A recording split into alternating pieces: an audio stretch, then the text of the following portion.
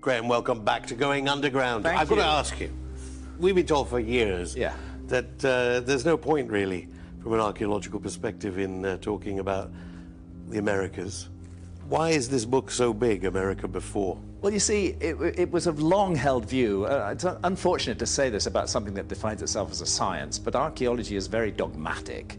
And it was a dogmatic view held for more than 50 years, from the 1960s right through until past 2010, that the first human beings to enter the Americas had come in about 13,400 years ago. Across to Alaska. Through Alaska, through the Bering then land bridge, and into North America, and then into South America. And this was a doctrine. It was called Clovis First. And actually any archaeologist, and I can give you a number of examples like Jacques Cinq-Mars, who excavated Bluefish Caves in the Yukon, any archaeologist who came across a site where humans were older than 13,400 years was viciously attacked, like, as though the archaeological community was a pack of hyenas. They just descended on these dissenting voices and utterly destroyed their careers and withdrew their research. You say in the book, the editor of Nature, one of the premier Scholastic magazines, characterized it as bullying and aggression against people who would want to...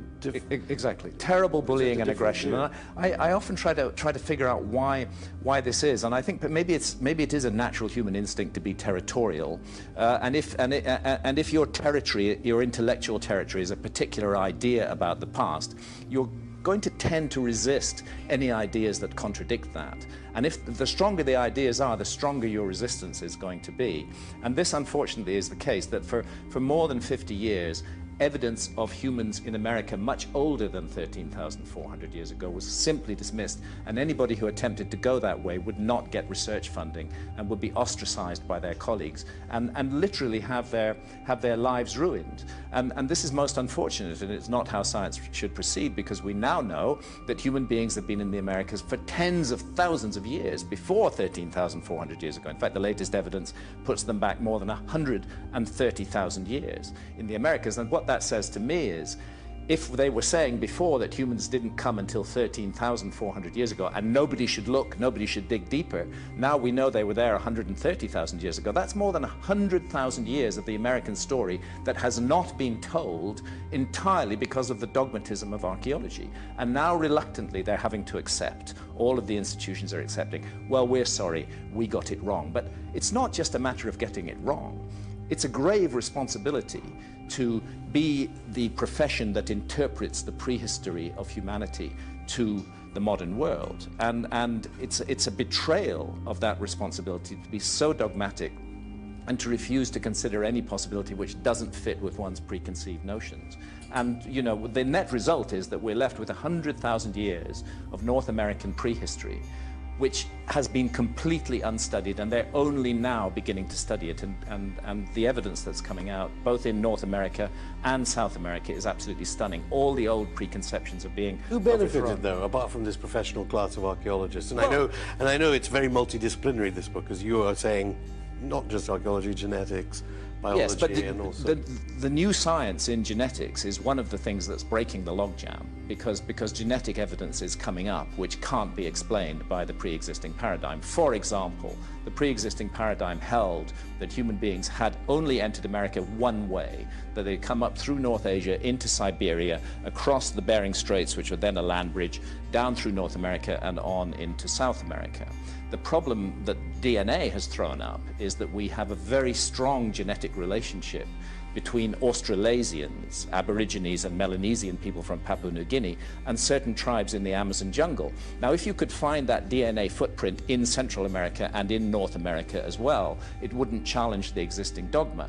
But you can't. You only find it in the Amazon, and that rules out any possibility that they could have migrated through North and Central America to get to South America. They had to have crossed the Pacific Ocean. And furthermore, because very ancient skeletal material has been found containing this DNA, we know that this happened during the last ice age. So this is horror for archaeologists, that humans could cross an ocean like the Pacific during the last ice age. They regarded it as absolutely impossible. You have made it your life's work to... If some of the 9 million people who haven't read your books are watching, we still don't really understand, or officially understand, why civilizations have all grew up at the same time in different parts of the earth. No, we don't. But that's just a mystery. Whereas your life work is to say, there is a reason. Well, my life's work has been to say that there's a forgotten episode in human history, and that once we take that forgotten episode into account, a high civilization, as many of the myths and traditions of the world attest, that existed during the Ice Age and was destroyed in the cataclysms that brought the last Ice Age to an end. I feel that that's a very neglected possibility by archaeology. Not just neglected, just absolutely ignored as a possibility. And I felt that my role has been to present solid, well-researched, thoroughly documented evidence which challenges that idea. Because if we are missing a very big part of our story, then we don't know who we are. We are lost in the modern world, and that's why I say it's a grave responsibility to be an archaeologist and to interpret the past to the present, because our ideas of who we are come from the story we've been told about that past. And now we know that an enormous area of the world, the whole of the Americas, was completely ignored, and it may in fact have been the center of the origins of civilization. I have a book in my shelves called History Begins at Sumer in Mesopotamia between the Tigris and the Euphrates River, and that's been the idea of archaeology for a very long time, that civilization began in the Middle East, in Mesopotamia. But that idea simultaneously in others.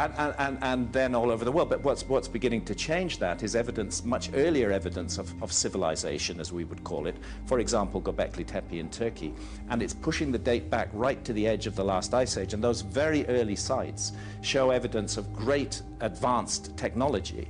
And the only possible explanation, as far as I'm concerned, is that they inherited a legacy from an even earlier civilization. To which, of course, scholarly archaeologists have long said about your work, okay, what destroyed it then? But yes, now new evidence, which you go through in this book again, has emerged of what could have destroyed it, a comet. And again, yes, and the archaeologists hate this idea as well, but this idea is coming from more than 60 major mainstream scientists, oceanographers, geophysicists, geologists, who've been looking at a very peculiar layer in the Earth that is called the Younger Dryas boundary layer, and it's also called the black mat because it's full of soot and evidence of intense wildfires burning, and right at the base of the black mat are all kinds of minerals and chemicals that can only in abundance be caused by a comet hitting the Earth, and that's iridium, that's melt glass, that's carbon microspherules, that's nanodiamonds, which are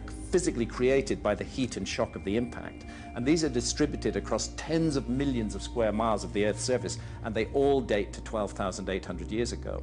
And undoubtedly there was a cataclysm then. Actually, nobody denies that, because that's the time that the megafauna went extinct. The mammoths, the dire wolves, you know, the saber-toothed tigers, the mastodons, they all went down at that time. And up till now, the explanation has been, oh, human beings must have made them extinct. Overhunting. Overhunting, although I cannot conceive of a single hunter-gatherer group that would willfully wipe out its entire prey animal. Hunter-gatherers are actually very protective of the species they hunt. They don't wipe them out. That's always been a bad idea, the notion of the overkill hypothesis. And now we have it's an environmental question at the moment. It also raises environmental questions, and then there are interests that people seek to protect in that area as well. But now we have this massive new evidence. They've been steadily publishing in major mainstream journals since 2007. The latest papers just came out a month ago in 2019, and the overwhelming mass of that evidence just is irresistible. We must confront the fact that there has been a hidden hand in human history, and that hidden hand appears to have been a comet which was originally up to 100 miles in diameter, which came in from deep space, from the Oort cloud or the Kuiper belt, entered an Earth-crossing orbit within the solar system, began to break up into multiple fragments. 12,800 years ago, at least 4 of those fragments hit the ice cap that then covered Greenland and North America, causing a massive global cataclysm, releasing a huge amount of meltwater into the world ocean and bringing global temperatures down suddenly. Huge, dramatic climate change. Now we know why it happened. Okay, it happened because of a comet impact. I want to get on to the pretty grim implications of that. Why do you think that, aside from this, in a sense, the cover-up of, let alone Native American sites, why would so many people be covering up the evidence of earlier civilizations in the Americas? I think some people have called it a colonial cover-up, a colonial archaeological conspiracy. There's 2 sides to this story.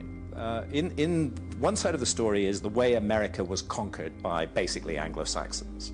And in that conquest of the Americas, what they confronted was an indigenous people who had inhabited that realm for tens of thousands of years, we now know.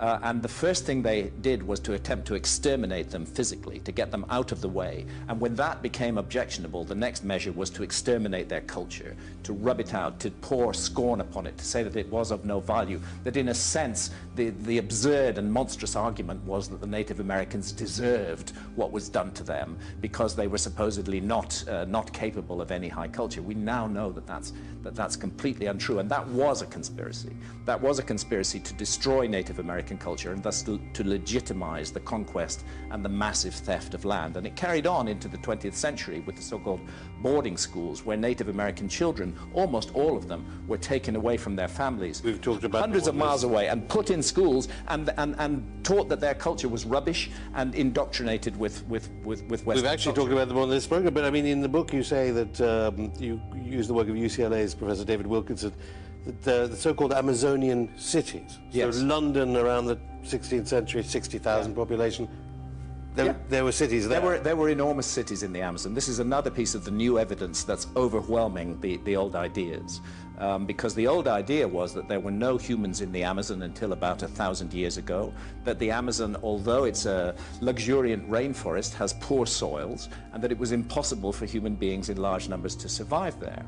We now know they did, and the reason we know they did is tragically because of the clearances of the Amazon. So much of the Amazon has been cut down, and in those areas that have been cut down, evidence of enormous cities has emerged. Cities with populations of tens of thousands, bigger than London at the same time. And not only that, but evidence of high science, geometric geoglyphs on the Earth on a scale of hundreds of meters, squares, circles. They even performed the exercise that we attribute to the ancient Greeks of squaring the circle, a very sophisticated geometrical exercise. You can see that done on a scale of hundreds of meters in the Amazon. So is the point that we do have some of the information from this wiped out civilization, because, and it should be added, not everyone was killed by the comet. No, not everyone was killed. Hunter-gatherers there were okay. Just as we live today in a world where there are hunter-gatherers in the Amazon who don't even know we exist. There are hunter-gatherers in Namibia who live a full hunter-gatherer lifestyle. They know we exist, but they choose to perpetuate their lifestyle. They are coexisting with an advanced civilization, so-called, ours. And I suggest it was exactly the same during the Ice Age, that there was an advanced civilization on the planet, as many myths and traditions suggest, that it coexisted with hunter-gatherers. But who survived the cataclysm in the largest numbers were not the members of the advanced civilization. Just as I believe we would not survive such a cataclysm today. We're not psychologically prepared for a disaster. We're the spoilt children of the earth. We are used to having clothes on our backs, roofs over our head, plentiful supplies of food in the supermarket. You stop that dead in its tracks, and within a matter of weeks there would be traumatic shock and chaos and disorder. People from advanced civilizations actually do not have survival skills. But people who are hunter-gatherers are masters of survival. So it's not surprising that it's the hunter-gatherers who survived in the largest number. But what I evidence in this book, what I document in this book, is that there were survivors of a more advanced civilization, and they took refuge amongst hunter-gatherers. And they then tried to teach them what they knew and hoped to recreate or restart their civilization again. And quite apart from the lies you've exposed, I wouldn't want to call them lies. I don't think that the archaeologists have deliberately lied. I want to be clear about that. I think, honestly speaking, that the majority of archaeologists who held to that old model that has now been completely discredited honestly believed what they were saying to be true. They felt that that's what the evidence said. And then their careers became connected to that idea, and they became very reluctant to accept any idea that threatened that. And I think it's more that natural territoriality of human beings rather than a deliberate attempt to hide the truth of the past from us. But the effect has been as overwhelming or worse than a deliberate attempt to cover up the past, because 100,000 years of the human story has just been completely shut down until now. And aside from finding out who we are, there's obviously trillions spent on military technology. You think we should be spending on some kind of protection, certainly from... I certainly do. Things that can destroy us. I certainly do. It's one of the things that frustrates and annoys me, that we can create massive scientific endeavors. We can raise enormous amounts of money to fund weapons of mass destruction so that we can invent ever more sophisticated ways to murder one another as a species. But when it comes to protecting the Earth from environmental threats, when it comes to protecting the Earth from, for example, a comet impact, we're not interested at all. And the thing is that we could do that, and the key point that I really need to make is that that original giant comet that broke up into multiple fragments that caused a cataclysm 12,800 years ago, huge bits of it are still in orbit in the Taurid meteor stream, which the Earth passes through twice a year. And it is regarded by responsible astronomers as the most grave collision hazard facing the Earth at the present time. And it doesn't need to be gloom and doom. All we need to do is take all that ingenuity, all that money, all that power that we now put into weapons of mass destruction and turn it towards protection of the Earth. Because these events, when they happen, are world-changing. Do we really want to see the end of our civilization? Because that's what's in the offing, unless we do something about this. But the good news is we can do something about it. My goodness, the economic interests are already talking about mining asteroids. The technology exists to do that. You can mine an asteroid, you can move it. And just finally, obviously, if we get past October and the Taurids, then your work has depended on scholars coming out with paper after paper since you were last on so much new information that has supported your original thesis. Yeah. What next, do you think? It's very difficult I think we are poised on the edge of what is called in science a paradigm shift. I think that the monolithic control of the past that archaeology has exercised is being eaten away by new sciences like genetics and indeed geology. And the result of that is that all the evidence that's coming out shows that the human species is much older than we thought, that their abilities were much more advanced than we thought, that whole areas of the world that have never been studied by archaeologists at all may have been the source of an advanced civilization in the past. The evidence keeps on mounting up. It won't go away. I keep thinking I'm finished with this story. I thought I was finished with this story in 2002 after a book called Underworld, and then Göbekli Tepe came along, and I needed to write Magicians of the Gods. And then after publishing Magicians of the Gods in 2015, there's just massive amount of new evidence from the Americas showing that the whole story of the peopling of the Americas were wrong, that the whole story of the peopling of the Americas were wrong, that the whole story of the peopling of the Americas were wrong.